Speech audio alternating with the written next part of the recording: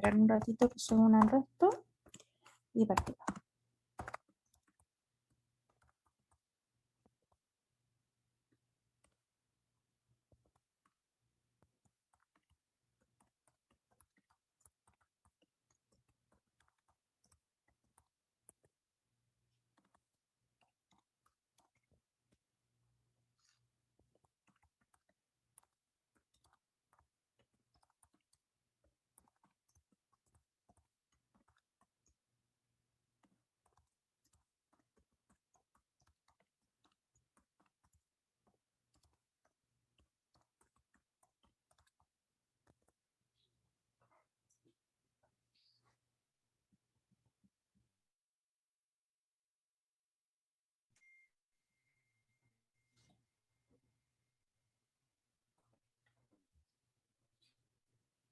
Ya, vamos a partir. Ok, sí. Listo. Exámenes, preguntas.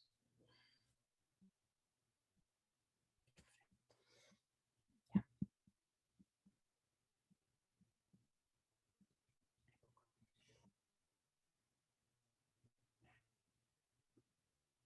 Ya. Están, ¿cuántos? 29 ya.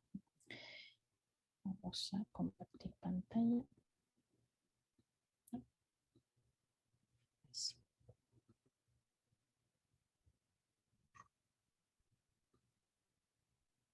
Y ahora sí.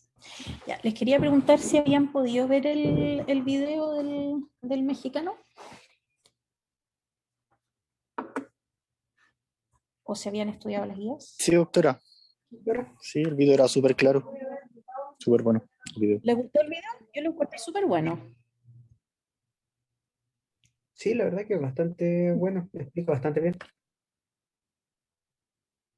Sí, y además que explica, lo otro que encontré es que estas guías las renuevan todos los años y de repente es como medio engorroso porque al final son guías de ciento y tantas páginas y uno lo que necesita saber es qué es lo que cambió o qué son las nuevas sugerencias. Y además que también las guías no son la verdad absoluta, porque a veces hay sugerencias que están basadas en trabajos que la evidencia no es tan clara, entonces, o que son aplicables solamente en ciertos grupos de pacientes, no es igual para todos los pacientes. Y ahí hay que tener ojo. El tema de la interpretación de las guías clínicas es mucho más complejo de lo que parece, porque eh, hay guías que están hechas por distintas sociedades y se aplican a distintas realidades socioeconómicas y a realidades país también. Entonces, por eso uno tiene que ser bien crítico cuando lee las guías y saber en qué cosas las va a aplicar y en qué cosas no. En todo caso, en general, el manejo del EPOC, que es un consenso entre todos los broncopulmonares, las guías del GOLD son como la base y de ahí en adelante se va ajustando según a las realidades socioeconómicas de cada país. Pero yo lo que les quería comentar, que para mí ha sido algo más nuevo y que tiene que ver con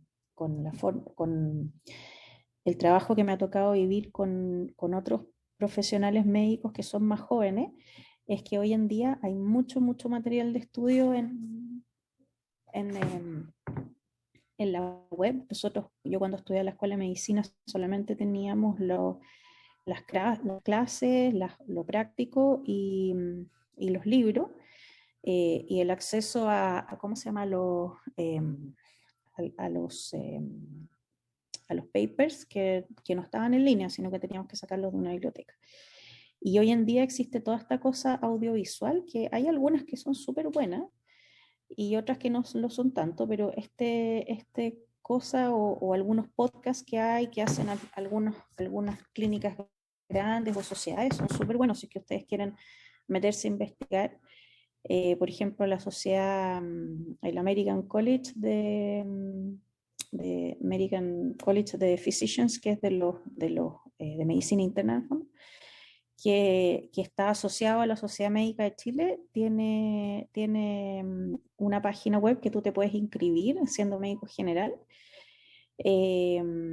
y te da acceso a alto material bibliográfico bien actualizado y entre ellos podcasts que son súper buenos de temas de medicina interna. Entonces les sirven, por ejemplo, si van en auto, viajando o en la noche, les sirve para escuchar, a veces es mucho más amigable que leerse una guía. Así que eso. Ya, partamos. ¿Están todos ya? Bueno, no estoy viendo o hay varios ya unidos. Ya.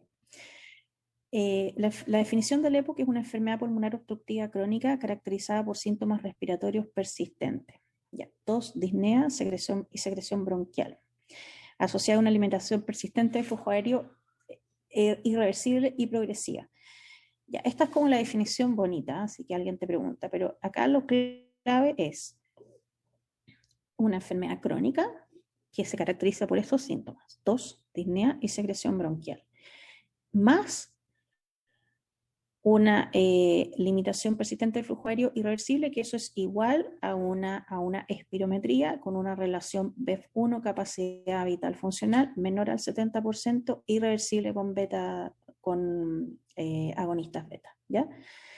Entonces, eso es lo que se tienen que memorizar: tos, disnea, secreción bronquial y un BEF1 disminuido no reversible.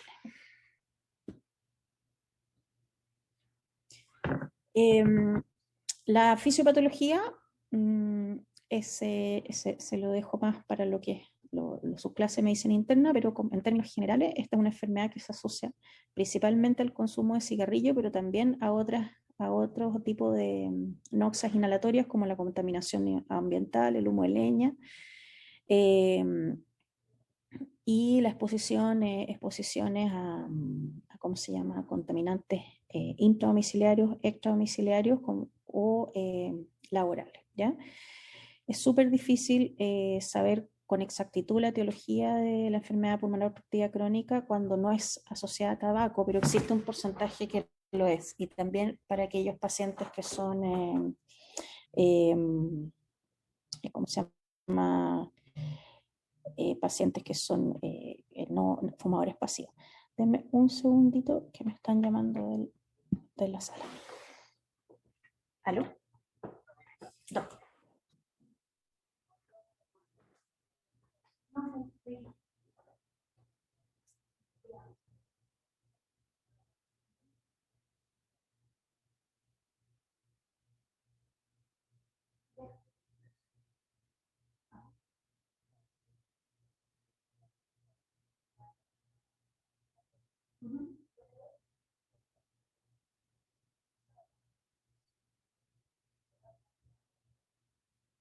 Yo soy de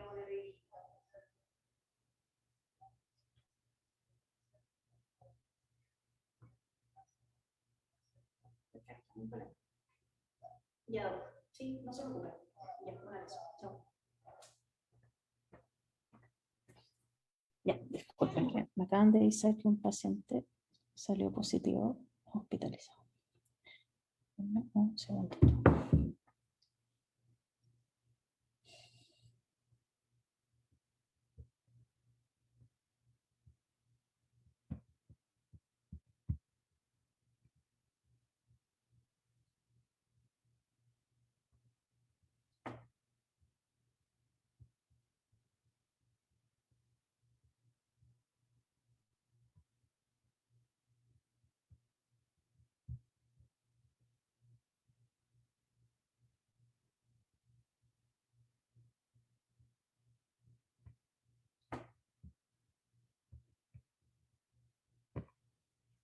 Ya, disculpen.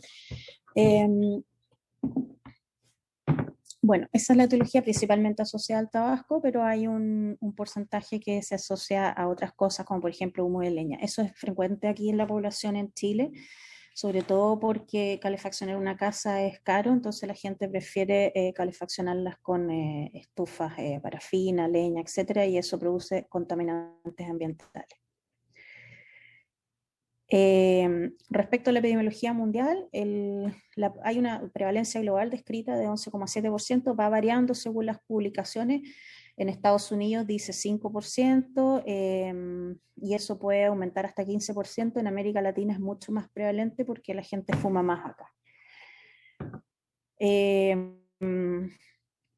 Lo otro importante de la parte epidemiológica es que en la gran mayoría de los pacientes hepáticos se controla en atención primaria. Por lo tanto, es súper importante que el manejo que ustedes tienen ahora, que están pasando por consultorio, sepan cómo manejarlo y cómo diagnosticarlo.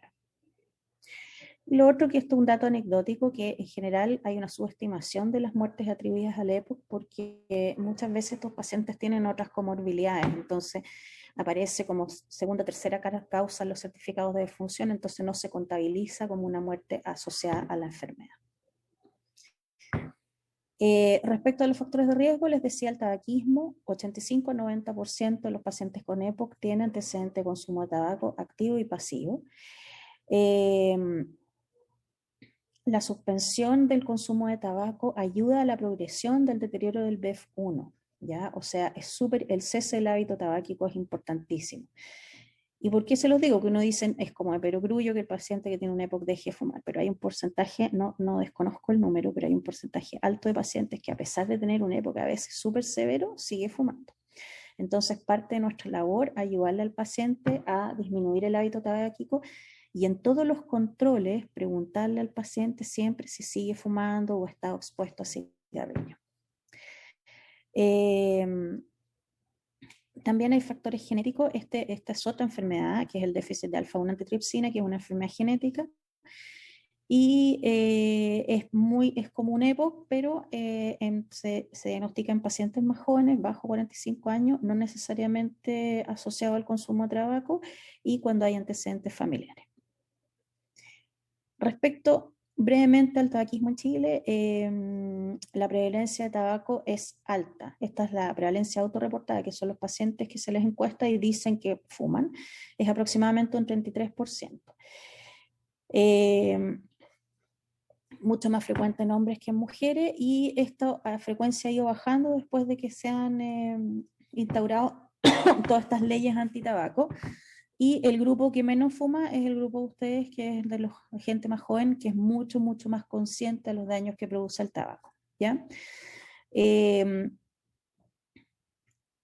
Se ha establecido que la exposición pasiva al tabaco en el hogar es aproximadamente un 15% a nivel nacional, ¿ya? Esta prevalencia antes era mucho más alta porque la gente toda fumaba dentro de sus casas, ahora por lo menos hay más conciencia. Las comorbilidades sociales, esto es importante porque cuando yo diagnostico, estas son enfermedades que se asocian al ECO porque coexisten, porque tienen los mismos factores de riesgo o son consecuencia de.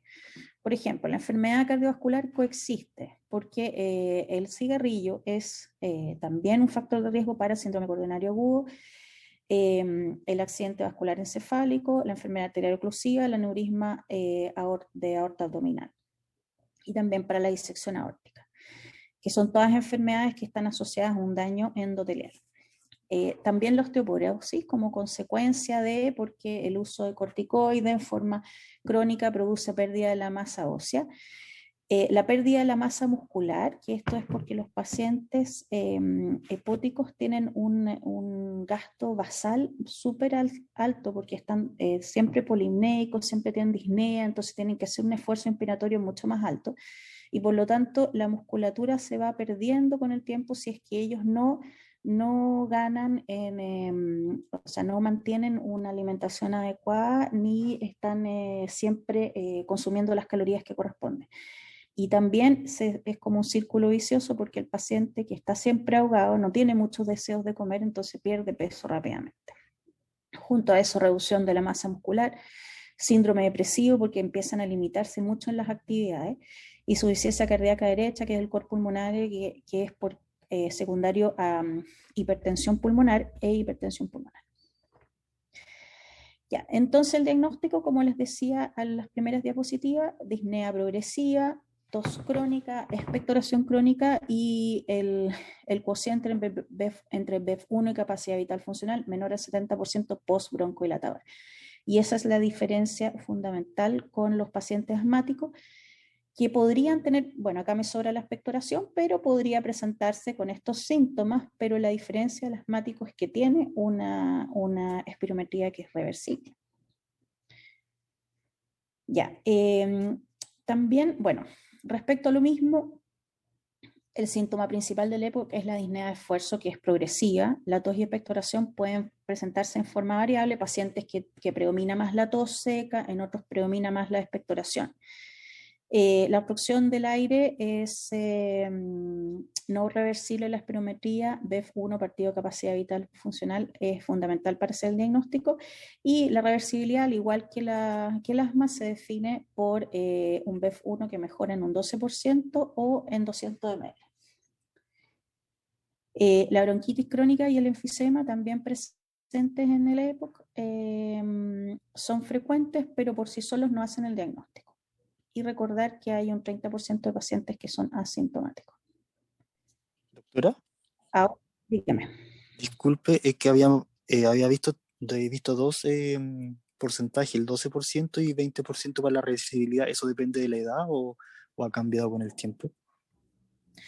Lo que pasa es que no es, el EPOC se define como no reversible, pero hay un porcentaje de pacientes que tienen como una sobreposición entre asma y EPOC, ¿ya? Y eso lo mismo pasa con el asma. No sé si se acuerdan que yo les dije que hay un porcentaje de pacientes que tienen un asma que es de predominio neutrofílica, ¿ya? Que la inflamación del bronquio se produce, no es como por la vía de la ¿cómo se llama?, de la hiperreactividad, sino que es por neutrófilo o macrófago, por lo tanto no hay reversibilidad.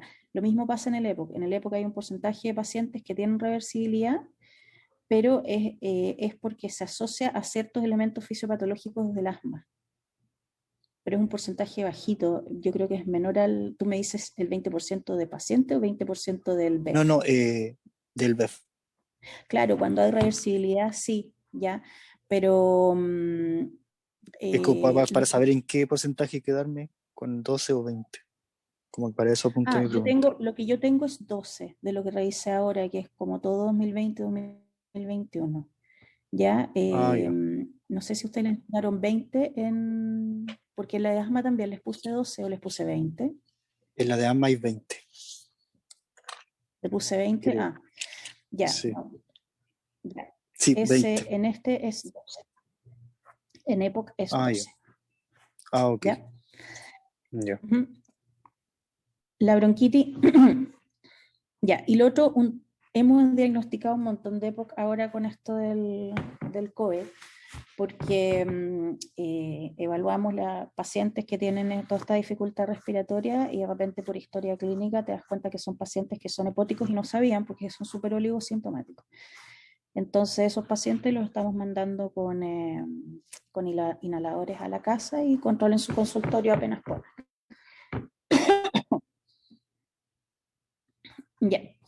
Entonces, aquí el algoritmo diagnóstico, este es un algoritmo sacado del GOLD, que es el documento que yo les pedí que leyeran, que está la guía abreviada y la guía larga, que es mucho más detallada, por si la quieren leer.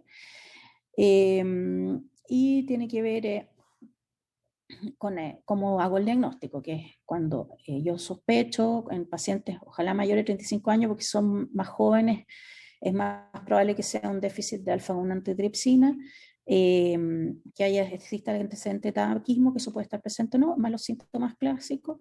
Ahí yo genero una sospecha clínica y esa sospecha yo la confirmo con una espirometría que no es reversible a terapia broncodilatadora y con eso tengo mi diagnóstico de EPOC, ¿ya? Respecto al diagnóstico diferencial, obviamente el asma está dentro del diagnóstico diferencial. Acuérdense que hay unos asmas que son de inicio tardío, el déficit de alfa-1 antitripsina, las bronquiectasias que son muy, muy secretoras, entonces esto es crónica, pero además secreción importante. La silicosis que coexiste mucho por las características de los pacientes, la silicosis con el EPOC. Porque son pacientes, la silicosis es esta enfermedad que se asocia a exposición al sílice y se diagnostica por biopsia, ¿ya? Donde se ven los macrófagos llenos de sílice, y produce es una enfermedad intersticial, o sea, es más de tipo restrictivo, pero como estos pacientes, muchos de ellos fuman, tienen elementos mezclados de un parénquima comprometido por restricción, más bronquios y bronquiolos inflamados por el EPOC. Entonces, nosotros tratamos muchos de estos pacientes acá, entonces en gran porcentaje lo que prima es el EPOC, y esos pacientes en general tienen mejor pronóstico. Y además lo bueno entre comillas, es que acá en las mutuales tenemos, les damos acceso a los pacientes a tratamiento de primera línea, que son estos inhaladores que son más caros en general y que a veces no están en los programas incluidos en los programas del GES. La insuficiencia cardíaca congestiva, a veces la congestión pulmonar también puede producir un cuadro obstructivo, tos crónica, etcétera, por lo tanto en ciertos tipos de pacientes es difícil de distinguir. Ya, aquí les puse una diapositiva solamente para hacer como un hincapié semiológico, porque muchas veces a ustedes les va a tocar un paciente que consulta por tos crónica. ¿Ya? Entonces, ¿cómo definimos la tos crónica? Es una tos que se presenta por más de 8 semanas de duración. ¿Por qué se definió 8 semanas? Porque en aquellos pacientes que tienen hiperactividad bronquial, que no necesariamente son asmáticos, cuando presentan un cuadro infeccioso, pueden presentar todos hasta 7 semanas. Eso se define como una hiperactividad bronquial asociada a infección. Y más de 7 semanas ya estaríamos frente a una tos crónica que hay que enfrentarla de otra forma.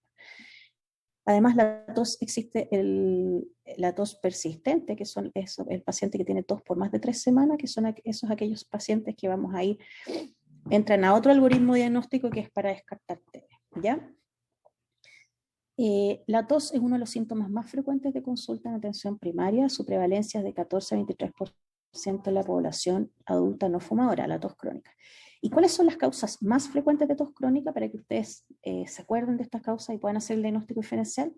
Es la sinusitis crónica, el asma bronquial y el reflujo gastroesofágico, ¿ya? Además tenemos el EPOC, el tabaquismo. Acuérdense que el tabaquismo por sí solo, sin necesidad de tener un EPOC, produce tos crónica o mucha expectoración, que se exacerba en periodos de infección, y el uso de inhibidores de la enzima convertidora que produce esta tos irritativa. Menos frecuente, pero igual importante, la infección por tuberculosis, las bronquiectasias y la sarcoidosis. ¿Cómo vamos a estudiar la tos crónica? Si yo le quiero hacer un barrido sin aplicar mucha anamnesis, le pediría una radiografía de tórax, un escáner de cavidades paranasales, una espirometría y una pechimetría. Pero obviamente vamos a ir pidiendo según lo que yo sospeche y obtenga la anamnesis. Ya, eso era un paréntesis. Entonces, ahora, ¿cómo vamos a estudiar un paciente con EPOC? Lo vamos a estudiar con una espirometría siempre para poder llegar al diagnóstico.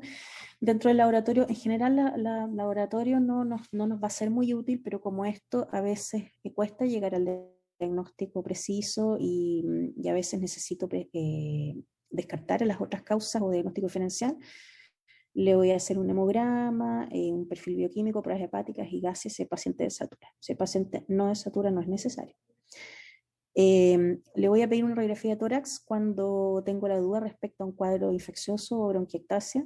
Le voy a pedir un escáner de tórax cuando sospecho una enfermedad intersticial y vaciloscopía o cultivo de expectoración cuando sospecho un cuadro infeccioso. Aquí imágenes, en general, cuando yo estoy estudiando el EPOC con la clínica y con la anamnesis debería ser suficiente más la espirometría. Pero si me quedan las dudas, le voy a pedir una radiografía de tórax. ¿Y cuáles son los hallazgos típicos de un paciente con EPOC? Se ve el corazón así como en gota, ya se ve aire debajo de la silueta cardíaca. El diámetro en la proyección AP, el diámetro entre el corazón, o sea, la distancia entre el corazón y el esternón está aumentada porque hay hiperinsuflación. Y hay aumento del espacio, igual que el paciente que está con una crisis asmática, hay aumento del espacio intercostal y horizontalización de las costillas.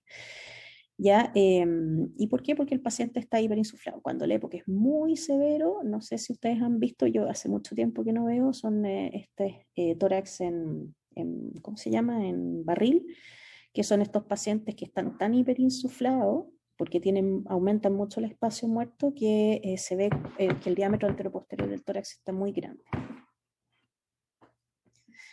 Ya. Supongamos que le pedimos un escáner porque nos quedó la duda respecto a una enfermedad intersticial.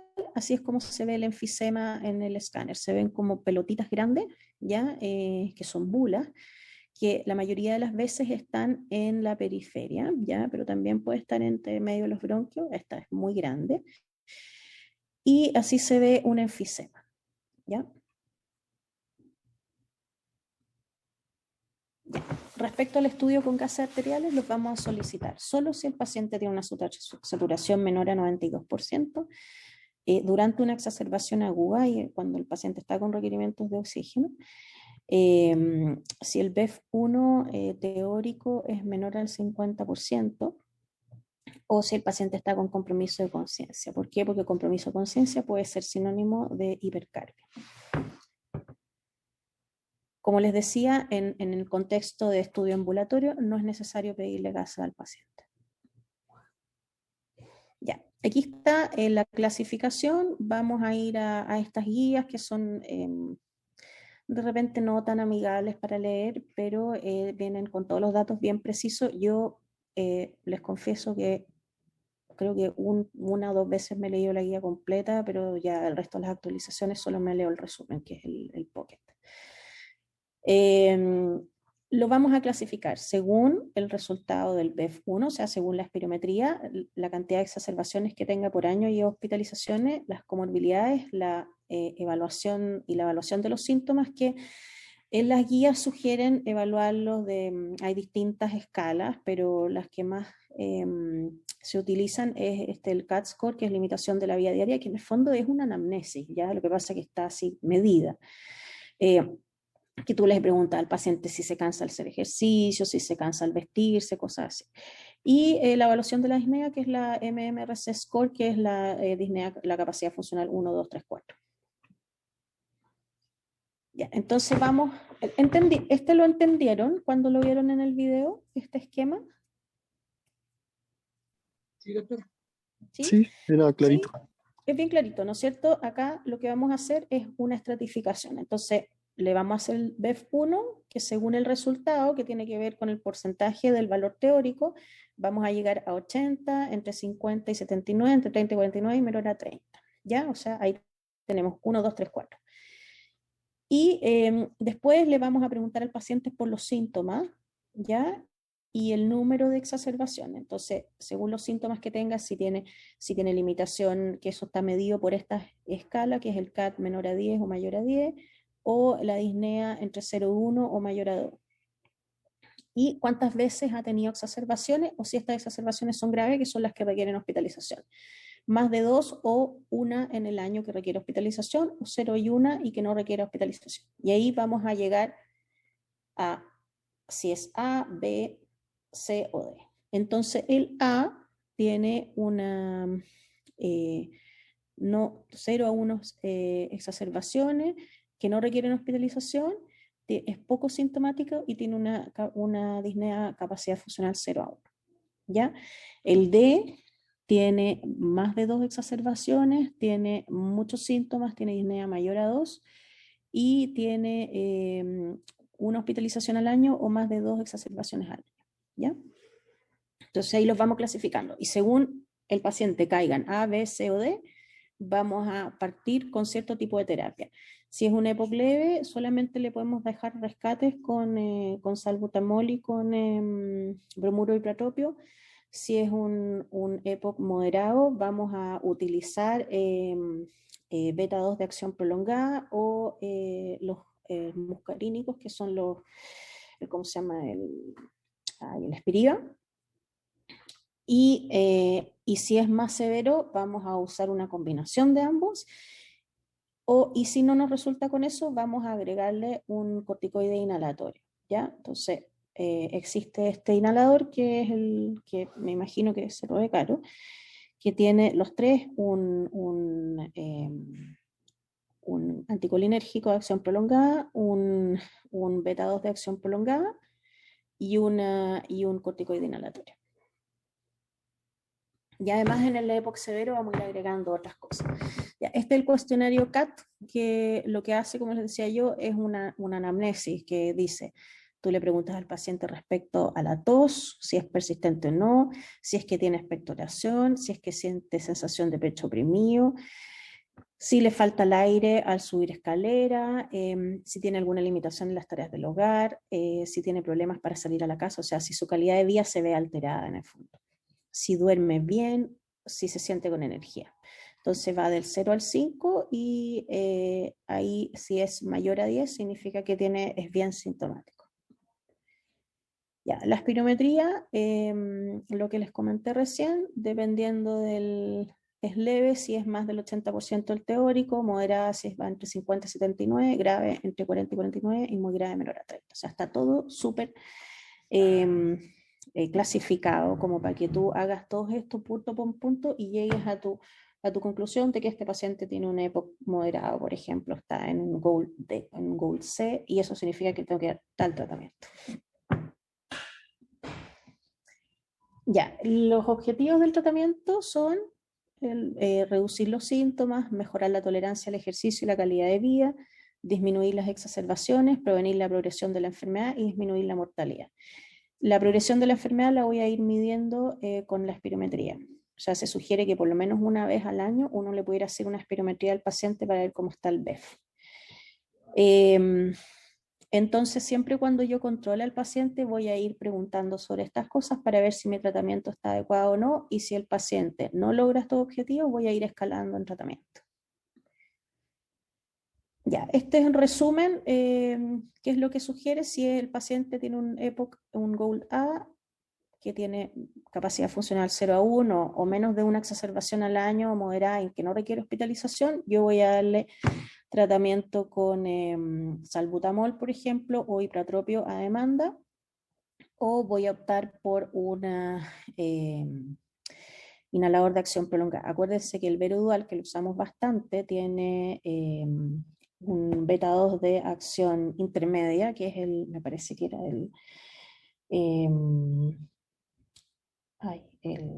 se me olvidó, espérate, lo tengo acá. Pero igual tiene fenoterol con bromuro de ipratropio. Entonces, ese se usa bastante como rescate en los pacientes hepáticos. Entonces, yo le estoy dando esto más un ipratropio, ¿ya?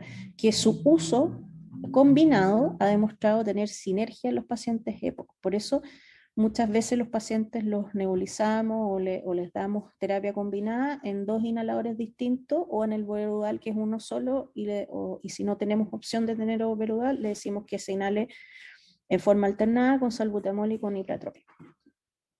Ya. Y respecto a la disnea, o sea, al Gold B, si es que tiene más disnea, le vamos a dar o un antimuscarínico o un beta 2 de acción prolongada, un muscarínico, perdón, y aquí hay en el Gold de ahora, porque este es el del 2019 me parece, el de ahora, el 2021, dice que hay trabajos que muestran que los muscarínicos serían superiores al beta 2 de acción prolongada. No sé si se acuerdan eso de que lo mencionaron en el video. ¿Sí? Sí lo mencionaba para los grupos C especialmente. Sí, serían superiores, pero hay que tener ojo porque eso, como les decía, es en ciertos grupos, no es para todos los pacientes. ¿Y por qué? Porque estos son más caros que estos.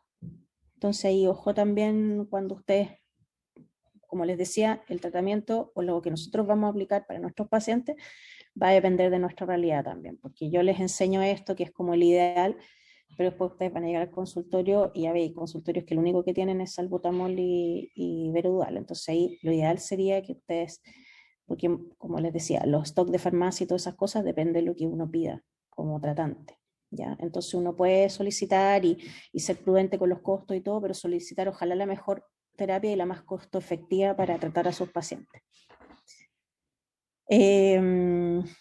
Ya, y aquí vamos a usar solamente ¿cómo se llama? Los muscarínicos, y en la D vamos a usar solo muscarínico, los beta de acción prolongada o los más muscarínico, y el triple que tiene se agrega el corticoide. El corticoide inhalatorio, acuérdense que en el EPOC, a diferencia del asma, solamente se ocupa en los pacientes que tienen EPOC severo, ¿ya? ¿Y por qué se ocupa? No es para producir reversibilidad, sino que se ocupa porque se ha demostrado que el corticoide inhalatorio en este grupo de pacientes disminuye la cantidad de exacerbaciones y tiene cierto alivio sintomático, solo en ese grupo. Ya, los pacientes de alto riesgo, que son aquellos que vamos a estar ahí más al ojo, ya, y que probablemente vamos a tratar de aplicar otros tipos de terapia, son los que tienen 2 o más exacerbaciones al año, que tienen un BEF menor al 50% del teórico y que tienen al menos una hospitalización al año por exacerbación. Ya, aquí están los inhaladores con sus dosis. Ya, acuérdense que yo le puedo dar a un paciente, por ejemplo, un beta 2 de acción prolongada, y esto tiene un rango de dosis, ¿ya? Entonces yo puedo ir aumentando esa dosis o buscando una combinación que me dé la dosis que yo necesito. Entonces, por eso hay pacientes que están con uno solo inhalador y hay otros que están como con 3 inhaladores, porque ahí uno va jugando con las dosis. Ya, respecto a la terapia no farmacológica, lo más importante es el cese del hábito tabáquico, que disminuye la progresión de la caída del BEF1 y como que lentece la progresión del EPOC al o sea, suspender el hábito. Y ahí nosotros tenemos que ser súper majaderos con estos pacientes, y si vemos que el paciente tiene mucha dificultad, tratar de ayudarlo, apoyarlo con psicoterapia, con parches de nicotina, con chicle de nicotina, no sé, con lo que él necesite para poder dejar de fumar. La rehabilitación motora está muy de moda para todas estas patologías crónicas, el EPOC, la rehabilitación cardiopulmonar, etc. Lo que plantea es reiniciar ejercicios según tolerancia para fortalecer la masa muscular y mejorar la capacidad funcional. Las inmunizaciones, hoy en día se sugiere la vacuna anticovid, obviamente, antiinfluenza anual y la Neumo 23 o la Prevnar 13 según el grupo de paciente que sea. La oxigenoterapia y la cirugía, que la vamos a detallar un poquito más adelante. Ya. Respecto a los broncodilatadores, están los de acción corta y agonistas muscarínicos de acción, de acción corta y prolongada. Y lo que les comenté hace un ratito, tiene un efecto sinérgico el salbutamol con el ipratropio, ya, o el salmeterol con el ipratropio, o el formoterol con el ipratropio. Su uso, la elección entre el ABA o LAMA dependerá de cada paciente y de los costos de la terapia. O sea, estos son súper caros. O recién hoy están más alcanzables, pero antiguamente era casi prohibitivo. Nosotros, me acuerdo que juntábamos a los pacientes que tenían EPOC severo, nos poníamos a coleccionar el Spiriva, el tiotropio, de puras muestras médicas que dan en reuniones clínicas, congresos, todas esas cosas, y les juntábamos, por ejemplo, una bolsa de inhalador a los pacientes para que se llevaran y se trataran durante un año. Pero nunca, muy rara vez teníamos acceso a comprarlos. Hoy en día están en las farmacias de los hospitales, por suerte. Los estudios más recientes han demostrado lo que les decía, ventaja del tiotropio o similares respecto a los beta-2 de acción prolongada en ciertos tipos de pacientes. Ya, esto es la misma diapo que les mostré en la clase de asma, que es los que están los más frecuentes de utilización en Chile y los que están disponibles y el tipo de mezcla que tienen. Acuérdense que hay algunos que están asociados a corticoides inhalatorios, otros que son asociación de un beta-2 más un muscarínico, y este que es el Trelegy, que tiene los tres, porque tiene la fluticasona con un bilanterol, que es un beta-2, y un lumeclidino, que es un muscarínico. Ya, respecto a los corticoides inhalados, habitualmente se utilizan en combinación con un beta-2. En el EPOC es muy raro que uno lo ocupe solo. mejora la función pulmonar, los síntomas diarios y disminuye las exacerbaciones en el EPOC moderado o severo, y se asocia, esto es la parte mala, que se asocia a un riesgo de neumonía, aumenta el riesgo de neumonía. En pacientes con EPOC severo se sugiere usar triple terapia. En relación a la oxigenoterapia, esta es la única terapia en el EPOC que disminuye la mortalidad, ¿ya? Se utiliza cuando el paciente tiene una hipoxemia crónica, que se define como una presión arterial de oxígeno menor a 55 o una oximetría menor a 88, o una presión arterial de oxígeno un poquito mayor, menor a 60, o una saturación menor a 89, asociado a una patología crónica cardiovascular, como por ejemplo hipertensión pulmonar, cor pulmonares, insuficiencia cardíaca o poliglobulia, que eso significa que hay un aumento en la producción de la eritropoyetina como respuesta a la hipoxemia crónica. Y eso se define como una hemoglobina mayor a 18,5 en hombres o mayor a 16,5 en mujeres.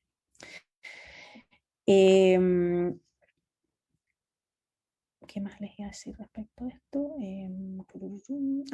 Lo otro.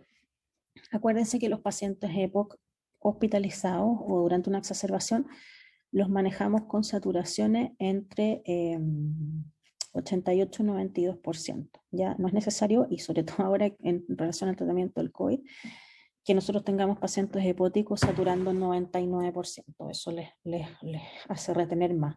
No es que tampoco es bueno tenerlos a un límite muy bajo, porque acuérdense que esto es súper individualizado, este es un rango. Entonces, pacientes que con una saturación más cercana, incluso más baja, nosotros tenemos pacientes que los manejamos con 86, 87 y vamos evaluando la tolerancia. ¿Y cómo evaluamos eso? Si el paciente está tranquilo, no está polipneico ni taquicárdico, ¿ya?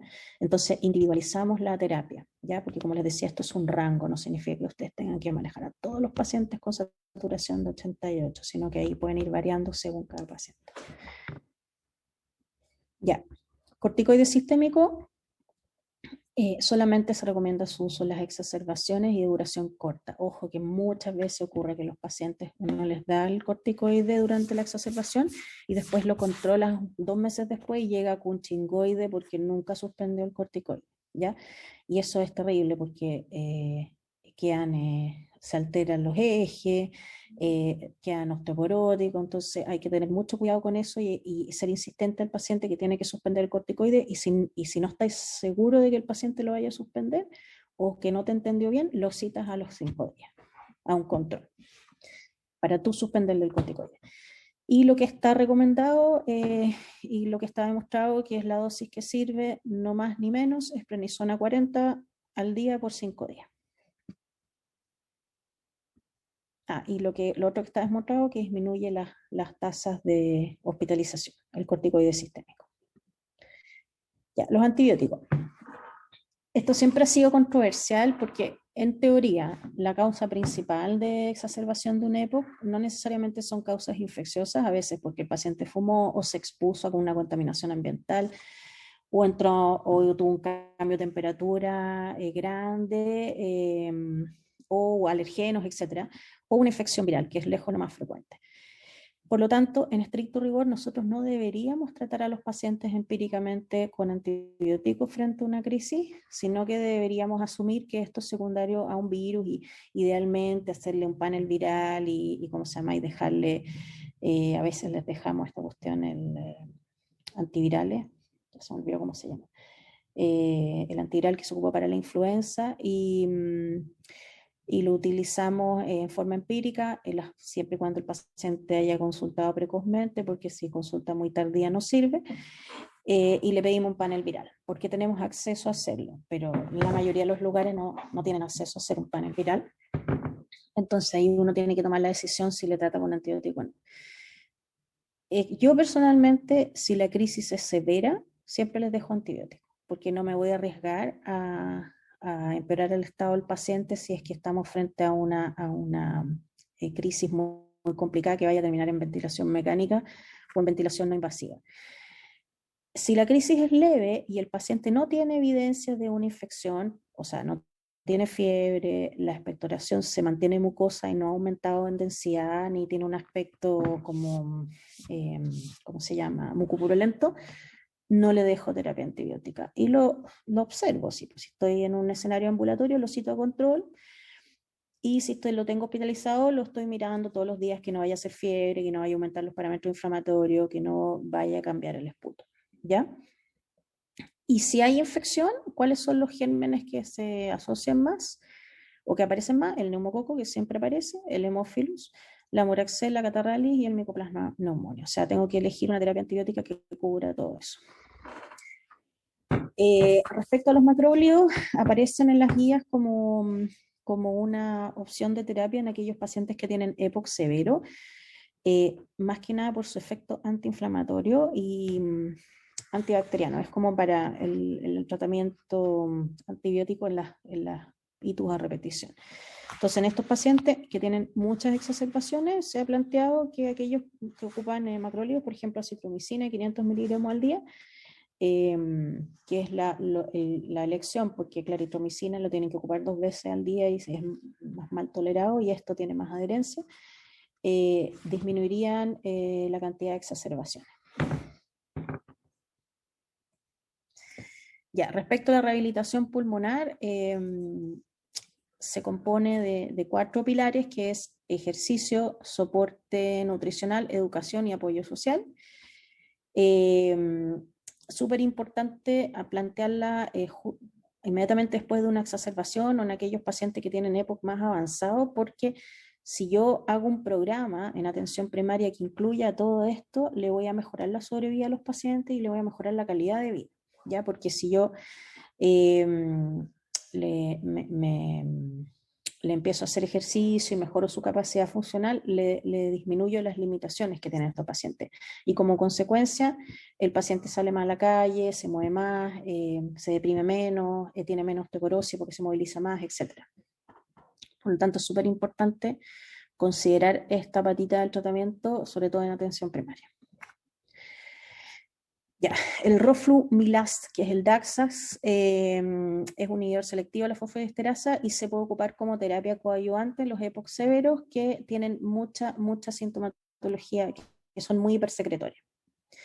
Lo mismo con los mucolíticos, nosotros lo usamos como terapia coadyuvante, eso significa que nos ayuda junto a la otra terapia, no la reemplaza, ni tampoco son extremadamente útiles, pero en aquellos pacientes que tienen mucha tos, con mucha expectoración, ocupamos N-acetilcisteína, que es la fluidasa, que es económica, vienen sobres de 100 miligramos y la dosis es de 600 miligramos al día o 200 miligramos cada 8 horas y se da durante el tiempo que dure el aumento de la expectoración. Respecto al tratamiento quirúrgico, solamente los voy a mencionar porque esto ya tiene ciertas indicaciones y es muy de especialista. Está la bulectomía, que es cuando el paciente hace estas como globitos por enfisema severo y hace unas bulas de repente que son mucho grandes porque empiezan a juntarse todos estos globitos que tiene y se forma un globo grande, habitualmente en la periferia y con alto riesgo de hacer un neumotórax. Entonces eso se lo sacan y mejora un poquito la función pulmonar del paciente y el riesgo de hacer una complicación. Lo mismo si es que es un territorio extenso del pulmón, se hace una lobectomía y ya cuando es muy severo el EPOC, los pacientes pueden ser candidatos a trasplante pulmonar, que bueno, como ustedes saben es lamentablemente muy infrecuente en Chile porque hay escasez de donantes. Ya, respecto al pronóstico, esto es lo que les mencionaba ayer, que no sé si creo que no aparece en la guía, que es utilizar el índice de Bode, que está en el MEDCALC, que se basa en la índice de masa corporal, en la obstrucción bronquial, la disnea y la capacidad de ejercicio, que se evalúa con un test de caminata de 6 minutos. Y lo que hace este test es evaluar la mortalidad a corto plazo, en los próximos 4 años. ¿Ya? ¿Y por qué nos sirve hacer este test? Como para ver cómo mejoramos esto, o sea, qué intervenciones podemos hacer para mejorar esto, como por ejemplo oxigenoterapia, rehabilitación pulmonar y motora, etc. Y respecto a lo que son el tema quirúrgico, porque estos pacientes con EPOC severo de repente es súper difícil operarlo por el manejo ventilatorio durante una cirugía. Entonces, si tiene un índice de BOE muy alto, muchas veces los pacientes se buscan terapias menos invasivas, ¿ya? Ya, entonces este es el índice de BOE, esta es la puntuación, ahí da la mortalidad global al año de 20, 30, 40, 80%, según los puntos que tenga. Y vamos a calcular el índice de masa corporal, el BEF1, la disnea según capacidad funcional y el test de caminata de 6 minutos.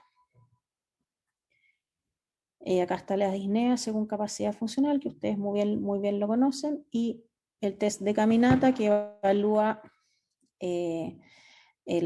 ¿cómo se llama? Los signos vitales durante una prueba de caminata que se tiene que hacer con un kinesiólogo y midiendo la frecuencia cardíaca, la presión, etc. Y es una evaluación subjetiva donde el paciente, aparte de medir los signos vitales, saturación, frecuencia respiratoria y frecuencia cardíaca, va a dar un análisis subjetivo de su disnea y de su cansancio. Entonces ahí está, va de 0 a 10, antes era de 0 a 20, pero después la simplificaron de 0 a 10. Y esta es igual que el EVA, así con caritas de si es que está muy, muy cansado o muy ahogado. Ahora mencionar brevemente lo de las guías GES. Al final encontré la actualización, ayer haciendo la clase, encontré la actualización del 2019, que son estos anexos que se los mostré también, me parece, para, no sé si las guías de hipertensión creo que eran, que es un anexo que se hizo en 2019. Y el grupo que hizo el anexo ya es un grupo más potente de gente que se dedica a medicina basada en la evidencia, broncopulmonares, etcétera, porque la guía que se hizo el 2013, no sé, bueno, lamentablemente pasa con muchas guías GES que se hicieron al principio, que eran así como gente que se dedicaba más a la política que a la ciencia y que participaba en el Ministerio de Salud en esa época. Entonces las guías como que no eran tan buenas, pero a medida que ha ido pasando el tiempo y se ha ido metiendo que gente que es más técnica, han ido mejorando. Entonces, respecto a esto es muy parecido a lo que dice el GOLD, pero es llevado a nuestra realidad. Aquí hablan de que los pacientes deberían hacerse una radiografía de tórax para el diagnóstico diferencial, un hemograma para identificar anemia o policitemia, que habría que tratarlo para no aumentar el riesgo del paciente, y un cálculo del índice de la masa corporal, que es un parámetro que vamos a ir midiendo en los distintos controles para ver la severidad de la enfermedad y la posibilidad de hacer rehabilitación. Realizar una espirometría. Esto es lo que queda de la guía previa, de lo que se rescató de la guía previa, y sobre esto hay otras recomendaciones. El diagnóstico, que lo conversamos con el cociente BEF1, capacidad vital funcional menor al 70%. Y estas recomendaciones que se llaman GRADE, que es como esta forma que te dicen si la recomendación tiene un nivel de evidencia moderado, bajo, alto, y es condicional, que eso significa que queda a criterio del tratante si aplica este nivel, y hay una afirmación y el comentario del panel de expertos. ¿Cómo se hace esto? Los tipos leen las guías o se hacen preguntas en relación a cómo manejar los pacientes hoy, y esas preguntas se las van respondiendo después de investigar la evidencia. Así se hacen estas actualizaciones. Entonces, aquí hay distintas frases, esto se las dejo para que lo lean más adelante, para que alcancemos a ver los casos, pero es muy parecido a lo que aparece en las guías GOLD. Ahí están. Y ahí está la última. Ya, ¿tienen alguna duda?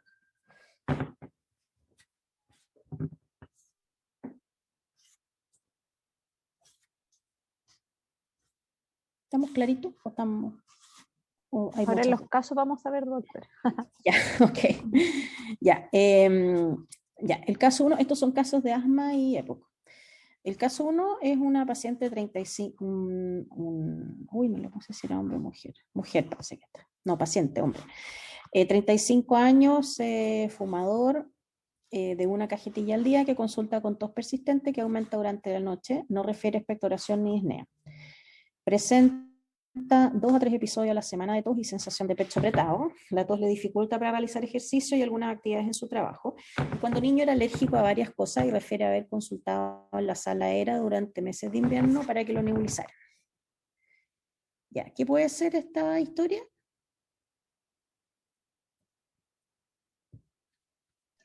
¿Asma? Tiene Orienta trucos. más a asma.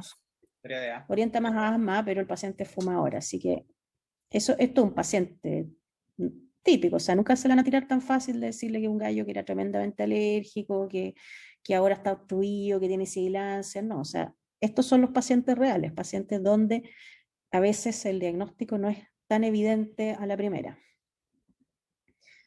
Ya, entonces el paciente está vigilio orientado, está febril, no tiene enopatías, en general los signos vitales están normales, satura 98%, solo al tiro me dice ya, estamos en una situación de no gravedad, ¿no es cierto? El examen pulmonar tiene una expiración prolongada, sibilancias al final de la expiración, un examen normal del corazón, abdomen normal, examen de extremidades normal. Y yo le pedí examen en laboratorio, así como cosas generales, tiene un hematocrito de 40, una hemoglobina de 13, 7.000 blancos, 4% de eosinófilo, baciliforme 0, linfocitos 20, plaquetas 300.000, glicemia de 100, albúmina límite pero dentro de rango, sodio 100, electrolitos normales. Bien.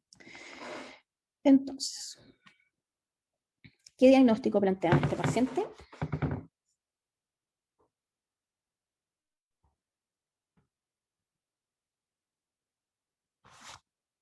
Voy a poner el examen físico. Para poder hacer el EPOC o asma. Claro, o sea, yo encuentro que es súper es planteable hacer un diagnóstico diferencial con EPOC, pero ¿qué cosas me apoyan más a EPOC y qué cosas me apoyan más a asma en la anamnesis y el examen físico?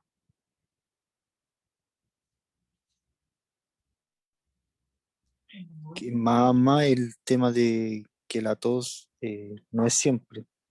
Son 2 o 3 episodios a la semana, no es una tos que está productiva de todos los días. Sí, o sea, tiene tos en episodio. Él dice que tiene una tos persistente que aumenta durante la noche, ¿ya? O sea, es persistente. Igual Pero tiene, no refiere a expectoración ni disnea. ¿Cómo? igual tiene una frecuencia respiratoria un poquito aumentada.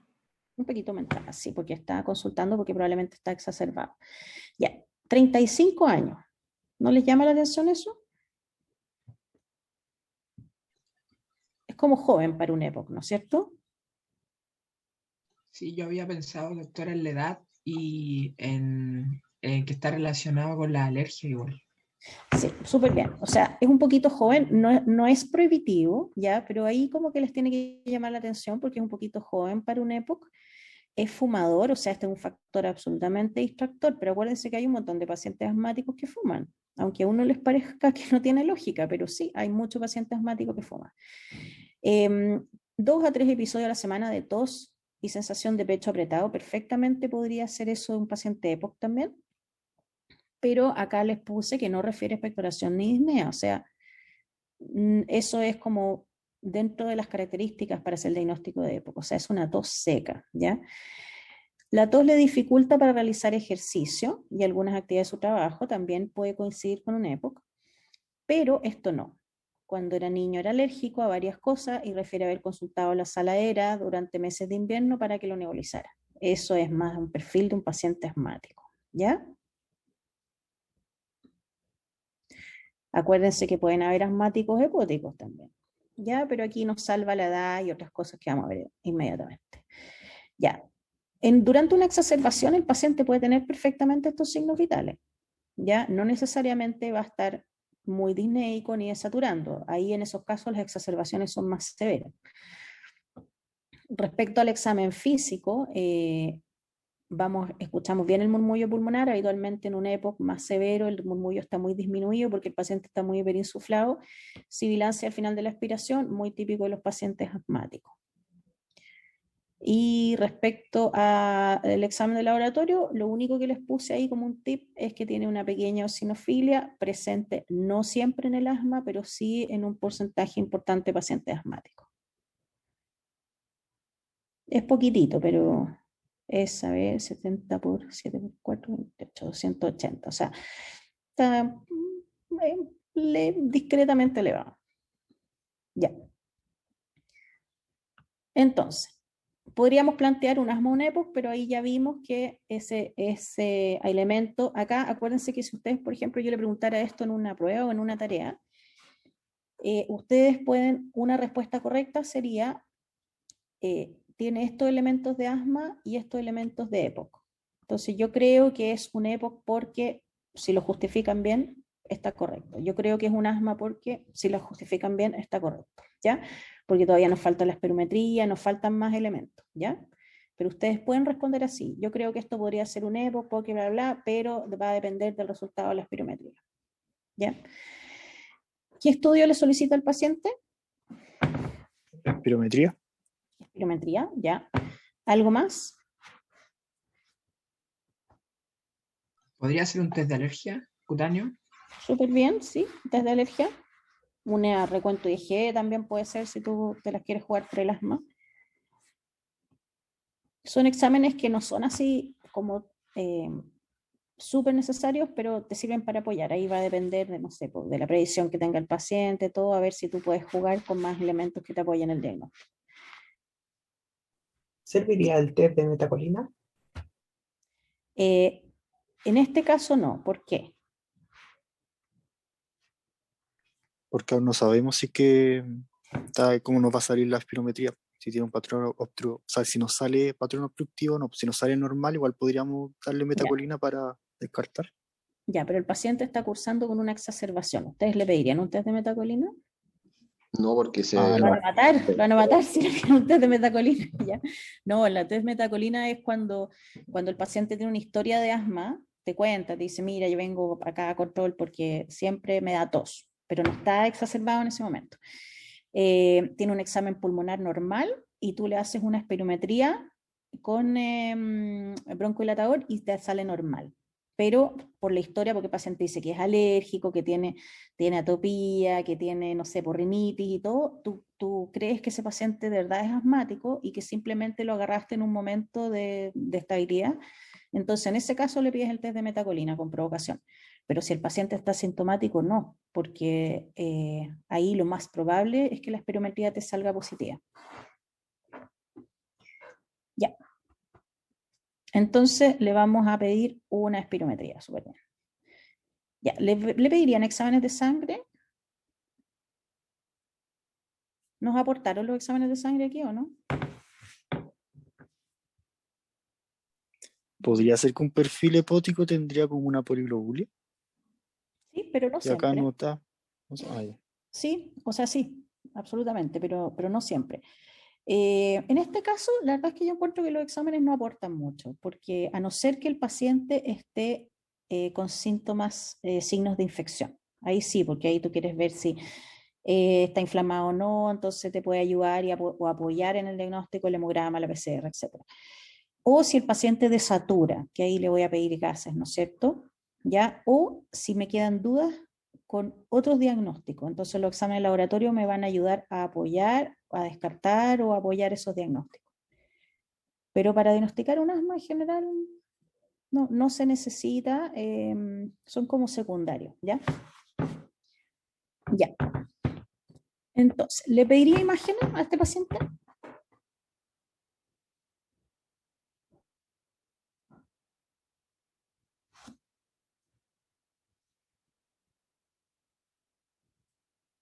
Podría ser, si es que la espirometría quizás sale alterada, entrar con un estudio de imágenes. O si es que cursa igual con quizás un cuadro infeccioso, porque ahí se Claro, pediría yo la imagen.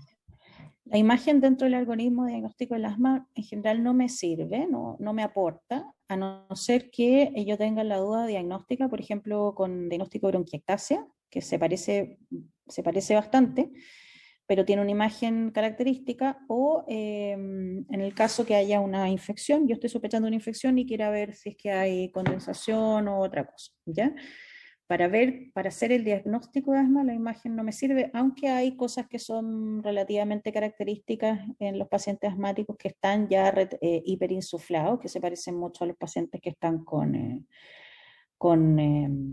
EPOC. ¿No? Yo cuando trabajaba en urgencia muchas veces le pedí radiografías a crisis asmática severa para ver que no tuvieran una sobreinfección y aparecían estas radiografías súper insufladas con las costillas todas horizontalizadas, que es lo más característico. No se ve casi la trama pulmonar porque hay mucho aire adentro. Ya, ¿y qué es lo que voy a evaluar en la espirometría? ¿Qué es lo que me voy a fijar? En la relación BF1 de la capacidad vital forzada, la relación. Claro, y La sí, relación mejora con y el BEF, la relación, pero también me voy a fijar en el BEF1 teórico, ¿no es cierto? O sea, si es que está muy disminuido al otro. ¿Y lo otro que me voy a fijar? ¿En qué más?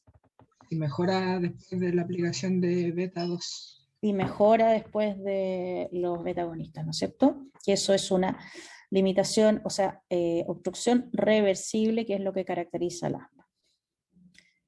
Ya. Supongamos que el paciente tiene una espirometría positiva con una obstrucción reversible. ¿Qué tratamiento le propone? Vamos a ir a revisar los síntomas de nuevo. ¿Qué le va a decir usted a este paciente? Porque el paciente se hizo la espirometría, se hizo una radiografía, por ejemplo, volvió, no tenía infección y tiene esta espirometría positiva con un patrón obstructivo reversible a broncodilatadores.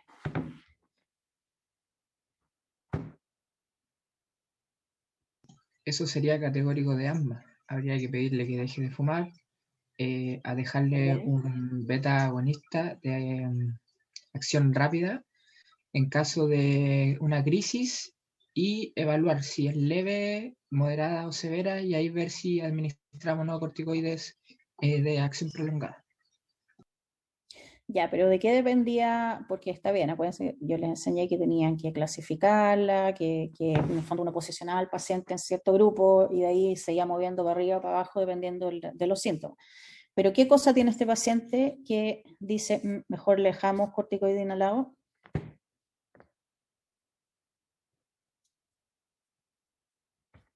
Aquí hay ¿Sería algo la que cantidad dice, de episodios que tiene? tiene tos persistente. Acuérdense que está el asma intermitente, que es la que vamos a tratar solamente con rescate, y está los síntomas persistentes, que son los que se presentan todos los días, que esos los vamos a tratar con corticoide inhalatorio. ¿Ya? ¿Se acuerdan? Sí, profe. Ya, súper. Ya, ¿y qué más le vamos a decir a este paciente? Que deje de fumar, le vamos a dar su terapia, que ahí vamos a usar probablemente un inhalador, podemos usar Verodual con un inhalador con corticoide o una asociación, ahí vamos a ver lo que le convenga más y lo que le sea más cómodo. ¿Y le vamos a decir algo más o no? Igual hay que decirle que el tema de las mascotas, el tema del polvo, de los ácaros, Eso, vamos, educación, acuérdense, vamos a educar a nuestro paciente. mantener un buen aseo, claro. Que ventile, que no tenga monitos estos de peluche, cuidado con los ácaros. Yo en la cuestión de los niños lo encuentro como súper penoso porque hay niños que le encantan los peluches y las mascotas y todas esas cosas y es como súper raro que alguien te diga ya ahora desde mañana adelante deshazte tu mascota. Pero uno lo que puede hacer es como ver, transar, pedirle que quizás la mascota esté más tiempo afuera, que aspiren más la casa, ese tipo de cosas que pueden ayudar. Si el niño tiene un asma muy grave y quizás tomar decisiones más radicales.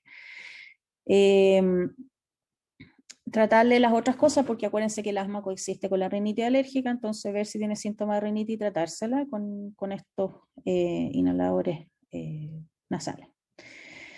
Y con antihistamínicos si es que es necesario.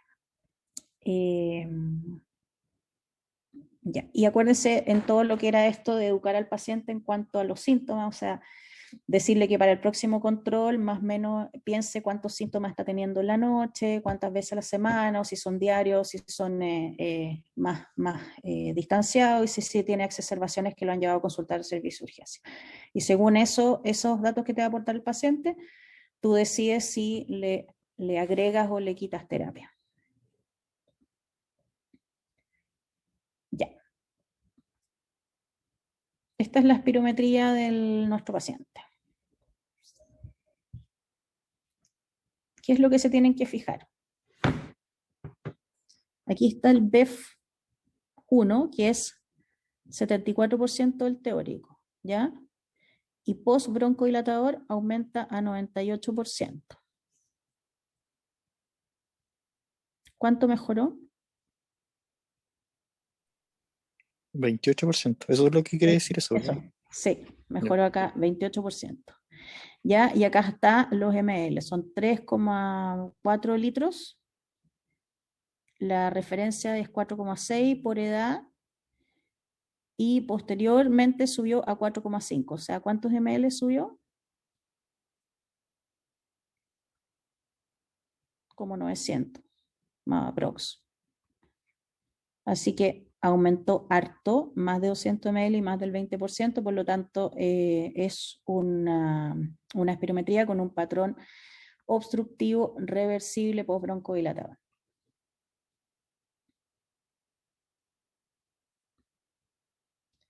Ya, ¿alguna duda con este caso?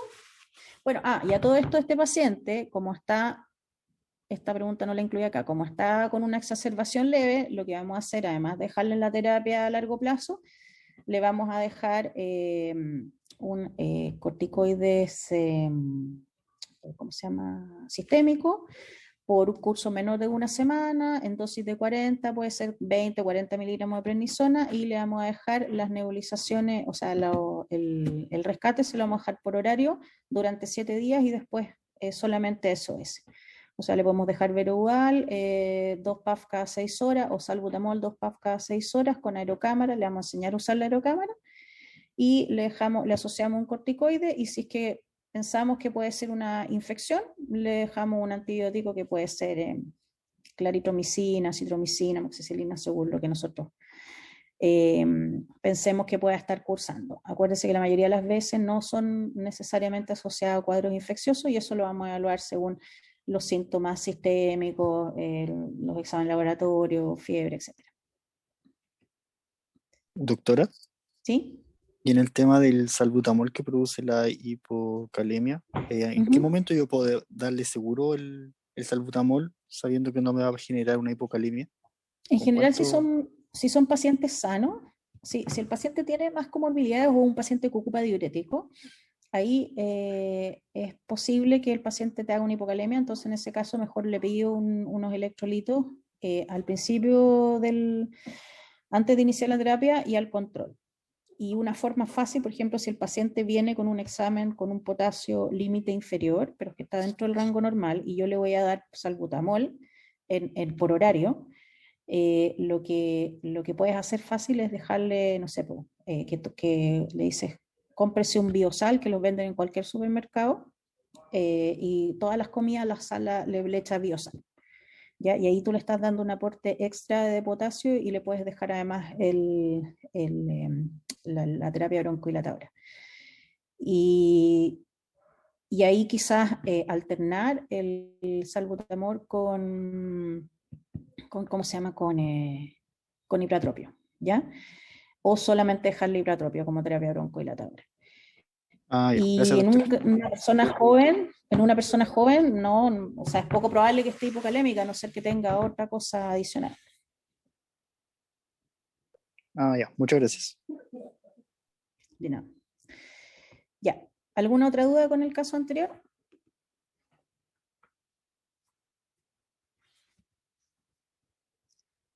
Ya, este caso es una mujer de 50 años con antecedente de asma diagnosticada en la niñez, acude a servicio de urgencia por cuadro de febrícula hasta 37,5, tos persistente asociada a disnea, al examen respira premiada, una frecuencia respiratoria de 30, satura 95, febril a 38. No tolera la posición acostada, por lo que se mantiene sentada en la camilla, logra formar frases con dificultad. Está hemodinámicamente estable, perfusión ok. Al examen físico, vigilia orientada temporoespacialmente, tiene sibilancias en inspiración y expiración y una respiración prolongada. Un PEF, ¿se acuerdan del PEF? 60% del teórico, es lo que yo voy a usar en las urgencias.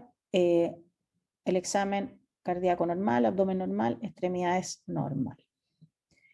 Ya, ¿qué diagnóstico tiene esta paciente?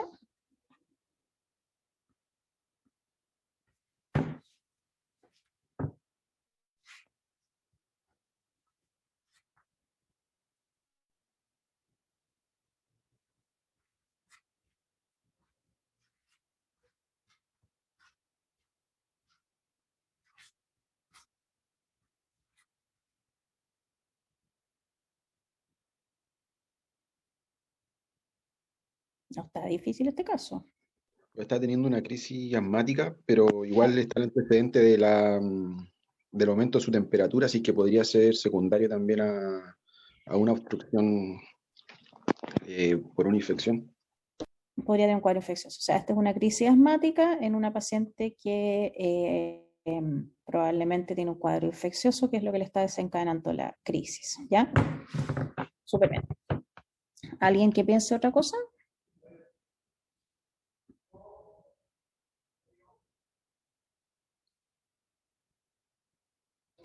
Ya, acuérdense que cuando yo evalúo a un paciente con una crisis asmática moderada severa, sí es idealmente, porque esto es lo que dicen las guías, pero no siempre está a disposición, hacerle un PEF si el paciente está en condiciones de soplar, ¿ya?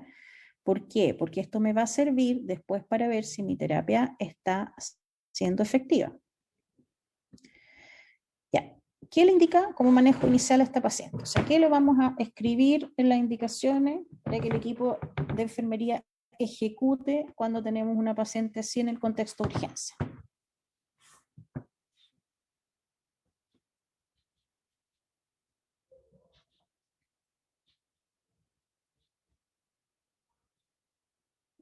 Podríamos iniciar como medida de salvataje el salbutamol. Sí, súper bien. Ya, eligen salbutamol, ¿en nebulización o en puff? En nebulización. Ya, ¿por qué? En las crisis se da, se prefiere mantenerlo con nebulizaciones, si no recuerdo, se dejan en 2 nebulizaciones, pero con un tiempo entre cada una. Les cuento que no hay ventaja entre la nebulización y el puff, ni en crisis ni en no crisis, ¿ya? ¿Por qué dejamos la nebulización? Por un tema práctico del personal de la urgencia, porque es mucho más fácil que el técnico llegue, le ponga el nebulizador y se vaya a ver a otro paciente, que estar al lado del paciente haciéndole los puffs cada 20 minutos, ¿ya? Porque probablemente este paciente no se va a poder hacer los puffs solo, entonces va a necesitar que alguien los haga. Pero acuérdense que un puff son 2 puffs o 3 puffs, hay que esperar un ratito que el paciente respire dentro de la aerocámara, dejar un poco de tiempo y después hacerle de nuevo los otros puffs. ¿Ya? Entonces, es un tema práctico de nosotros en las urgencias, pero desde el punto de vista de efectividad es lo mismo. Así que si alguna vez no tienen para nebulizar o le dicen, pucha, doctor, es que estamos nebulizando a otro paciente, entonces él va a tener que esperar, ustedes agarran la aerocámara y le hacen los puffs. Y es igual de efectivo. Ya, entonces le vamos a dar, acuérdense que la indicación en un escenario de urgencia, primero le vamos a dar oxígeno a este paciente, ¿o no?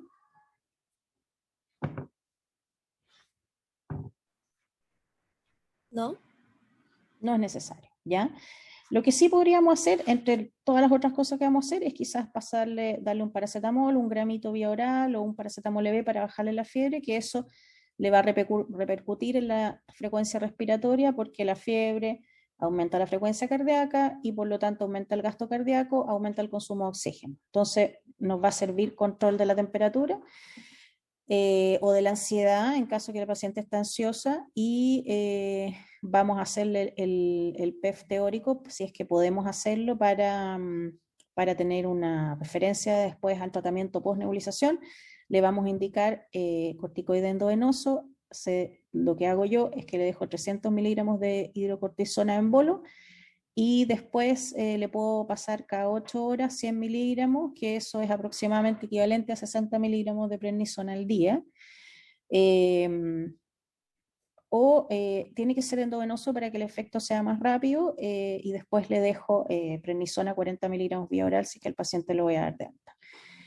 Ahí eso se acompaña de un set de nebulización, que puede ser con salbutamol o con ipratropio o con verodual, que es la combinación de ambos, o sea, la combinación de un beta 2 de acción prolongado intermedia más un ipratropio, y le dejo una nebulización o 4 puff cada 20 minutos. 1, 2, 3 veces, y después reevalúo. Entonces, tienen que hacerse la idea que el manejo de una crisis bronquial obstructiva son hartas horas en el servicio de urgencia, porque tienes que hacerle esta terapia inicial y después tienes que dejar un tiempo para reevaluar. Ya. Y recomendaciones que le dé a este paciente: supongamos que hiciste tu set de nebulización, el PEF mejoró a 80% del teórico, ¿ya? Y el paciente está menos sintomático. Entonces, ¿qué indicaciones le dejarías al alta? Supongamos que le hiciste exámenes, le hiciste hemograma, le hiciste una radiografía de tórax que no mostraba nada, el hemograma tenía... acuérdense que si le ponen corticoides y le hacen un hemograma después, le van a salir leucocitosis por se produce un éxodo de formas inmaduras de la médula cuando uno aplica corticoides. Entonces las leucocitosis pueden subir hasta incluso 20.000 solamente por la inyección de 300 de hidrocortisona. Así que traten de que si le van a hacer examen de laboratorio sea antes de que le apliquen el corticoide B. Ya, entonces un cuadro viral, una crisis bronquial obstructiva moderada a severa, y el paciente logró mejorarse como para irse de alta. Entonces, ¿qué indicaciones le van a dejar? Podríamos mantener el paracetamol para controlar el tema de la fiebre, el malestar general, ¿Sí? educación, obviamente propiciar el tema de las vacunas y dejarle con algún salbutamol o fenoterol en caso de emergencia. Ya, ¿y corticoide le vas a dejar? Corticoide le había pasado, dijo, prednisona, 300 ¿verdad? miligramos de hidro, ¿sí? Eh, Estamos en la urgencia, 300 miligramos de hidrocortisona, y ahora le voy a hacer la receta de alta. Entonces al alta no le voy a sé. poner, ya. Yo creo que no. ¿Cómo? Creo que corticoides al alta, no, porque ya mejor, ya como Mejoró el PEF, cuadro, claro. pero sigue con una crisis obstructiva que no se para así. La crisis bronquial obstructiva no es de resolución inmediata. Entonces, esta paciente, por los síntomas que llegó, lo más probable es que va a requerir, porque el efecto del corticoide es más a largo plazo, por lo tanto va a requerir una dosis de por lo menos entre 5 y 7 días de prednisona 40, ¿ya? Entonces yo lo que le voy a escribir en las indicaciones de alta, le voy a dejar prednisona 40 miligramos al día, le voy a dejar un rescate por horario, o sea, le voy a dejar salbutamol, 2 puff o 3 puff cada 6 horas, o bromuro hipatropio, 2 puff o 3 puff cada 6 horas, o verodual con el mismo intervalo. Le voy a dejar paracetamol para la fiebre y la voy a controlar a las 48 horas, porque puede que la radiografía me haya salido normal y los parámetros inflamatorios no hayan aumentado mucho porque estábamos partiendo, y quizás en unos días después la paciente siga con fiebre y ahí en ese caso sí tenga que agregar antibiótico.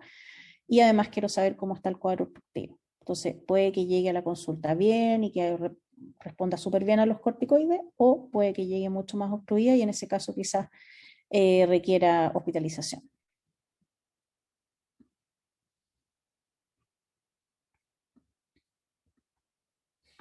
El caso, estamos en la hora.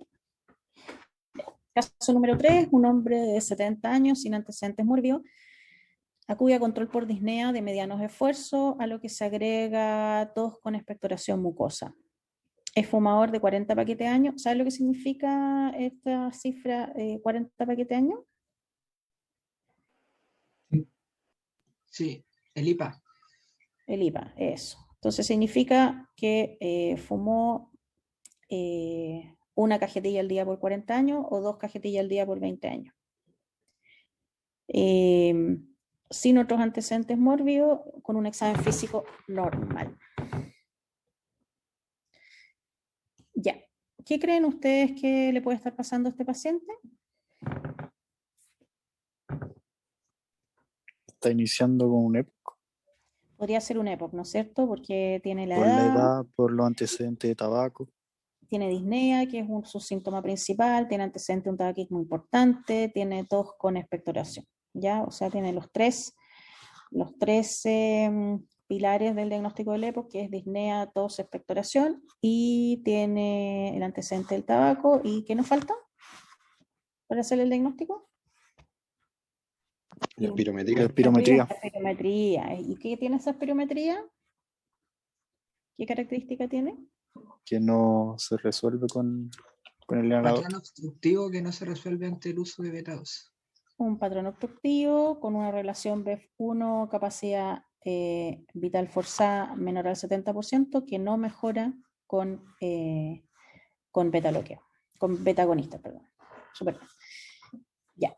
¿Y el examen físico puede ser normal o está malo? Porque el examen físico en el EPOC siempre es anormal.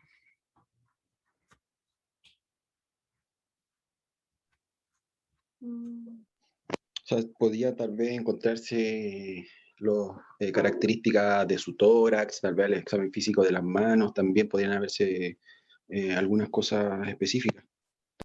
Claro, la acropaquia, la verdad es que yo solamente la he visto cuando los dedos en palillo tambor o acropaquia, solo cuando los pacientes son muy fumadores. Por ejemplo, esta gente que fuma desde los 10 años y tiene 70 y siempre ha fumado una cajetilla o más, o aquellos pacientes que son que tienen un EPOC más severo y tienen una hipoxemia crónica de larga data, en esos casos. Pero no siempre se vea, puede que no necesariamente tiene que tener toda la signología del EPOC para hacer diagnóstico en EPOC. Hoy en día, como les decía, esto que te enseñaban en semiología del diámetro anteroposterior del tórax, en barril, de la acropaquia, el paciente que la estructura física de un paciente muy adelgazado, con poca masa muscular y un tórax súper ancho, cada vez se ve menos. Ya, porque la gente ya tiene más acceso a la atención de salud, entonces tiene posibilidades de tratarse, y además hay tantas restricciones con el consumo de tabaco que se ve, pero se ve mucho menos que antes. Pero creo que igual debería tener el murmullo pulmonar disminuido, expiraciones prolongadas.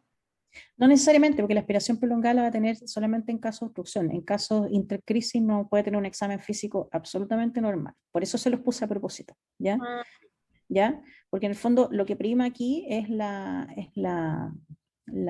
los síntomas, ¿ya? Por eso cuando hacemos el diagnóstico del EPOC, los pilares eran eso que les comenté: disnea, tos, expectoración y BEF alterado, ¿ya?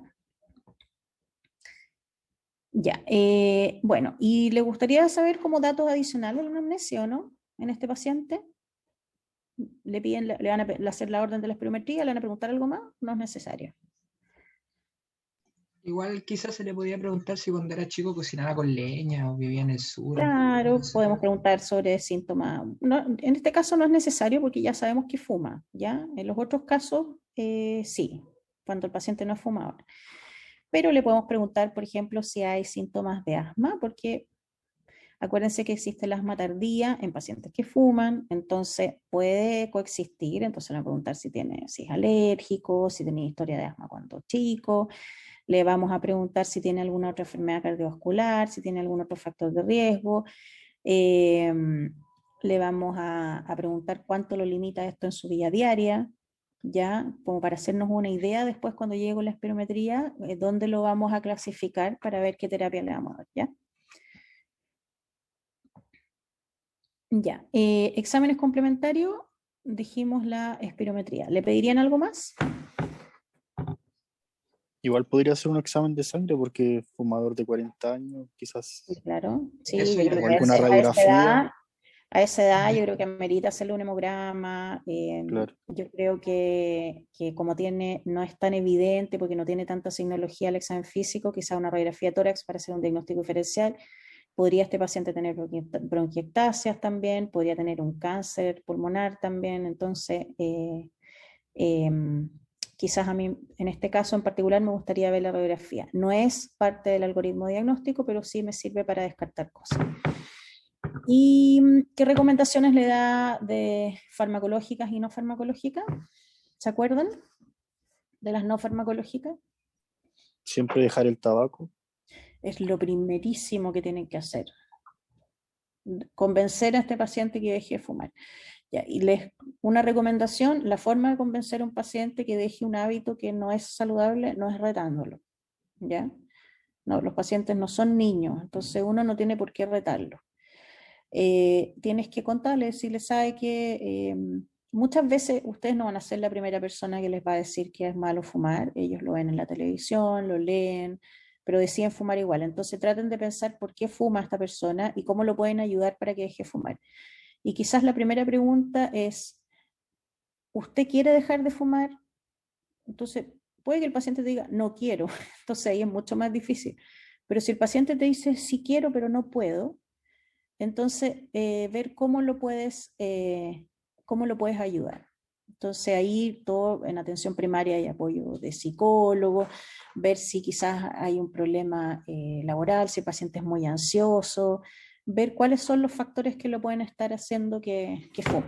¿Ya? Eso es todo un mundo aparte que tiene más que ver con la esfera psiquiátrica, pero es importante que ustedes en el fondo traten de resolver el problema de la forma más inteligente y de verdad retando al paciente, decirle, pero ¿cómo usted fuma? ¿Le hace mal? No sé qué, no sirve. ¿Ya? Ya. Recomendaciones, bueno, que es el hábito tabáquico lo más importante,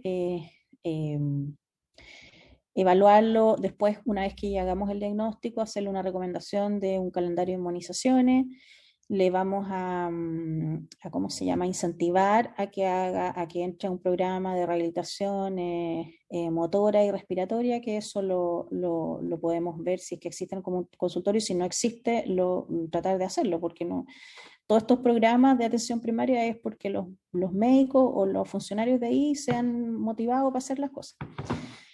Le vamos ¿cómo se llama?, a tratar de buscar también los otros factores de riesgo, porque con ese fumador tan pesado de tener seguro enfermedad arterial, entonces lo vamos a buscar. Y vamos a ver, después del estudio que le hagamos, dónde lo vamos a localizar en cuanto a su tratamiento. Ya, el último caso lo vemos rapidito para que vayan a su clase siguiente. Un paciente hombre de 65 años con antecedente de cardiopatía coronaria. Tuvo un infarto en 2013 que requirió cirugía de revascularización miocárdica y con una fracción de eyección posterior de 45%. O sea, quedó con casi una insuficiencia cardíaca sistólica. Es dislipémico, además hipertenso, en tratamiento con losartán 100 y atorvastatina 40. Fumador activo, mira, a pesar de todo eso, fumador activo, 10 paquetes año. Le puse ahí 10 cigarrillos al día por 20 años o 20 cigarrillos al día por 10 años. Acude a servicio de urgencia por tos persistente asociado a disnea de mínimos esfuerzos. Ya. Llega hipertenso, 170-100, frecuencia cardíaca de 100, satura 93, respiratoria de 30, piel y mucosas levemente pálidas, con acropaquia, masa muscular disminuida, yugulares no ingurgitada a 45 grados, se observa tiraje al ventilar, diámetro anteposterior del tórax aumentado, murmullo pulmonar positivo con ruidos muy disminuidos, expiración prolongada, crépitos finos en ambos campos pulmonares, ritmo irregular con galope sin soplos, examen abdominal normal, edema leve de ambas extremidades inferiores. Ya, ¿qué podría tener este paciente? ¿Un EPOC? Una insuficiencia cardíaca. Ya, una insuficiencia cardíaca, súper bien, porque tiene todos los antecedentes de una insuficiencia cardíaca. Pero puede tener un EPOC descompensado también, puede tener ambas cosas. Sí, también. Ya. Ya. ¿Tiene signos de congestión? ¿Qué signos de congestión tiene?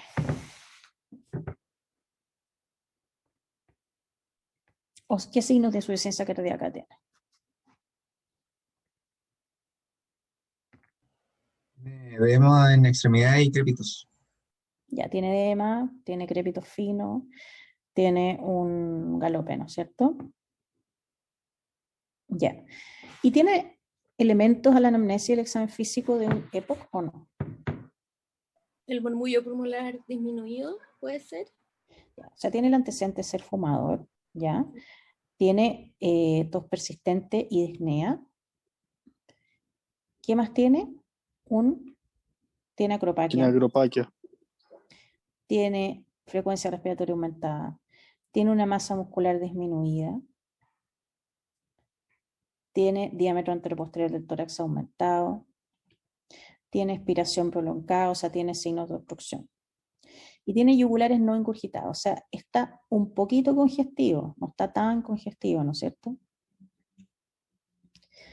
Ya, entonces esto ya también les puse este caso a propósito porque a veces, porque uno dice, pucha, ¿cómo se va a parecer una insuficiencia cardíaca con EPOC? Si son nada que ver, uno es súper obstructivo, el otro, pero hay veces que sí se parecen porque hay elementos de ambos y a veces a uno como clínico no le queda claro si la causa de la obstrucción es por congestión, porque los bronquios también se congestionan, o por el EPOC. ¿Ya? ¿Y por qué es importante saberlo? Porque el manejo es un poquito diferente. Ya, ¿qué exámenes le solicita al paciente? ¿Qué le piden a este paciente? Una radiografía de tórax. Súper bien, una radiografía, porque sí en este caso hay una duda diagnóstica, entonces la radiografía de tórax de una insuficiencia cardíaca, ¿qué nos va a mostrar? Congestión pulmonar. Puede haber también una cardiomegalia. Índice cardiotorácico aumentado, eso. Claro. Claro, pero lo que vamos a buscar principalmente es congestión, porque acuérdense que una cardiomegalia se puede ver en un paciente hepático con una exacerbación, ¿no es cierto? Porque muchas veces las patologías coexisten, pero lo que estamos aquí pensando es que si los síntomas respiratorios son por congestión o son por obstrucción, ¿ya? Entonces, vamos a buscar congestión en la radiografía. ¿Ya? Vamos a buscar aumento de la trama, ¿cómo se llama? Este edema, esta imagen como en mariposa, vamos a buscar el derrame pleural, todas esas cosas. Ya, y exámenes de laboratorio que nos van a ayudar a ver por qué también se está descompensando. Ya, ¿puede estar este paciente teniendo un infarto?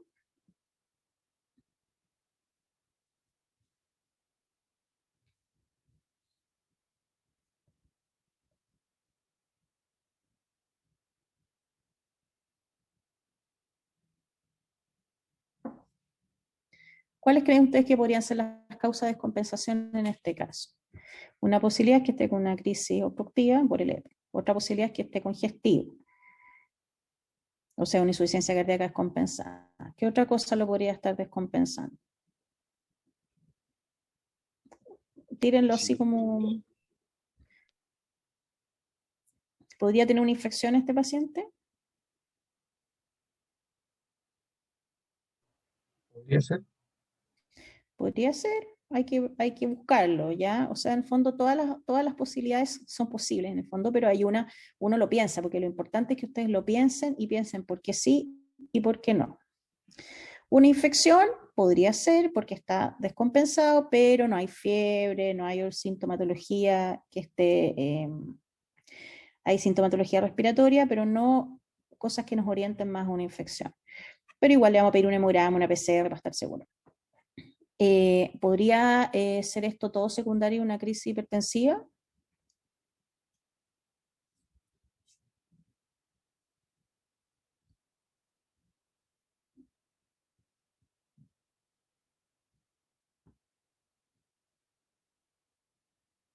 una crisis hipertensiva sí me puede descompensar una insuficiencia cardíaca que tiene predominio izquierdo, ¿ya? Porque aumenta la poscarga, ¿ok? Podría ser. Pero ¿qué es lo que me sobra? Me sobran todos estos síntomas obstructivos, ¿ya? Podría ser un EPOC descompensado en un paciente que tiene una insuficiencia cardíaca. Sí, también. Sí, porque el paciente tiene todos los signos clínicos de tener un EPOC más severo, ¿no es cierto? Ya, entonces le voy a pedir un hemograma. En este caso vamos a solicitarle gases porque estamos con una exacerbación y aunque tenía una saturación de 93, que está ahí en el límite, pero tiene otras sintomatologías y más comorbilidades, entonces los gases nos van a ayudar. Entonces tiene una PaO2 de 65, una PCO2 de 40, satura 93, pH 7,36, bicarbonato 22. ¿Qué es lo que me sirve para qué me sirven los gases en este paciente?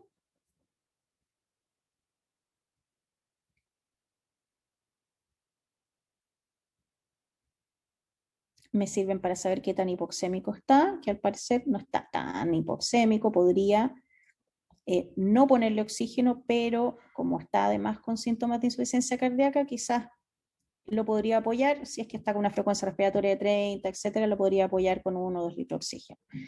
Me sirve para saber qué tan hipercárbico está, porque de eso también va a depender las terapias que le voy a dar, si es que lo voy a hospitalizar, si es que le voy a dar ventilación no invasiva, etcétera, si es que hay una acidosis respiratoria o no, ¿ya? Tenemos un nitrógeno ureico 28, o sea, hay cierto grado de insuficiencia renal prerrenal porque está disociado, una CREA de 1,2, cierto grado de desnutrición, una albumina de 3, resto del perfil normal, los electrolitos estamos ok, pruebas hepáticas normales, PCR 40, como que con gusto a nada, 8.000 leucocitos, baciliforme 0, o sea, pareciera que no es una infección. CK total de 200, pero con un MB de 100, o sea, tampoco pareciera ser un síndrome coronario agudo. Me gustaría tener una troponina en este paciente, sí. ¿Ya? Muchas veces pasa eso, que uno le pide los exámenes laboratorios, no encuentra nada así como con qué agarrarse. Entonces, ¿qué es lo que voy a hacer? Le voy a pedir imágenes. Y como hay hartos síntomas cardiovasculares y antecedentes, le voy a pedir un electro. Entonces, ¿qué es lo que ven en la radiografía?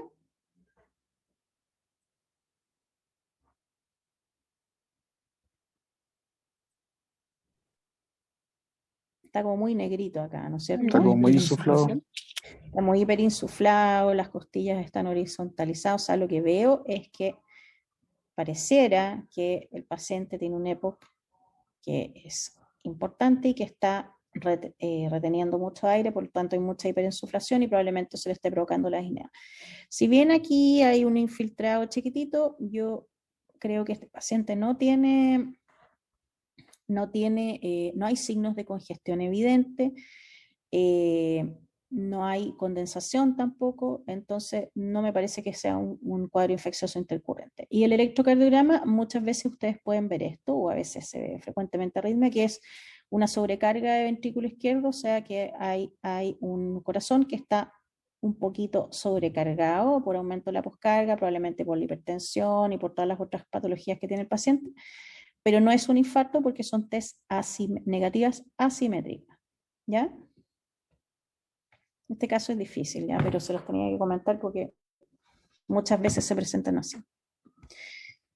Ya, entonces, diagnósticos diferenciales, los mencionaron ustedes, puede ser perfectamente un síndrome coronario, un EPOC descompensado, una sobrecarga, una crisis hipertensiva, etc. ¿Cuál cree usted que es la causa de la disnea del paciente? Todas las anteriores. Lo importante es que lo justifiquen bien, ¿ya? ¿Cómo maneja este cuadro en el servicio de urgencia y qué precauciones toma? Ya, se los puse porque muchas veces estos pacientes, ¿qué es lo que hace? Le pasa una nebulización, hay obstrucción, que es el síntoma primordial y disnea, entonces le pones un poquitito de oxígeno, le pasa una nebulización, y el paciente te avisan y te dice, doctora, está haciendo una FA. ¿Por qué? Porque son pacientes que tienen un miocardio que es como súper sensible, entonces tú le vas a poner el beta bloqueo y va a hacer una arritmia porque está hipoxémico, porque hay hipocalemia, etcétera, entonces va a generar una arritmia. Entonces, ¿qué precaución tomaría yo? Tratar de nebulizarlo con hipratropio, idealmente, o con verodual, ¿ya? Para no ponerle tanto beta bloqueador, además que ya estaba con una frecuencia cardíaca de 100, entonces la probabilidad de que el paciente caiga en arritmias es mayor. ¿Qué recomendaciones le deja al alta en próximos controles? Este es un EPOC severo, por lo tanto, voy a dejarlo con corticoide inhalatorio, con corticoides sistémicos, le voy a dejar beta 2, le voy a dejar un muscarínico, un Spiriva, y lo voy a controlar para ver si puedo aplicar todas estas cosas de la terapia de rehabilitación motora. Este es un paciente que tiene baja masa muscular, por lo tanto está en un nivel de un GOLD D probablemente, ¿ya? Perdón por hacérselo tan rapidito, pero era para que alcanzáramos a escuchar el caso. ¿Les queda alguna duda? Este caso es difícil, no se estresen, no les voy a poner cosas así en la prueba, pero era para que tuvieran una idea de que a veces no es tan fácil distinguir en un escenario de emergencia cuando es más EPOC, más insuficiencia cardíaca, más asma, etc.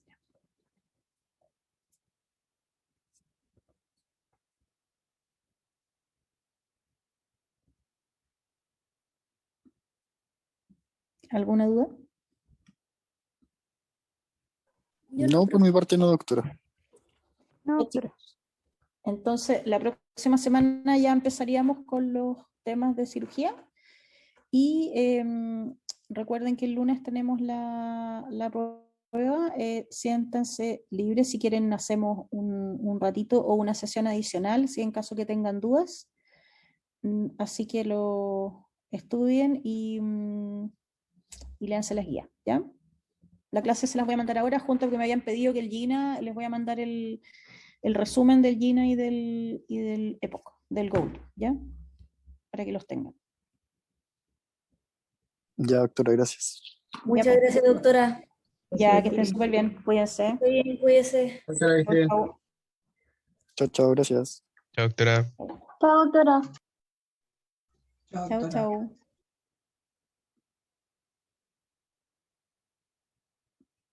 Record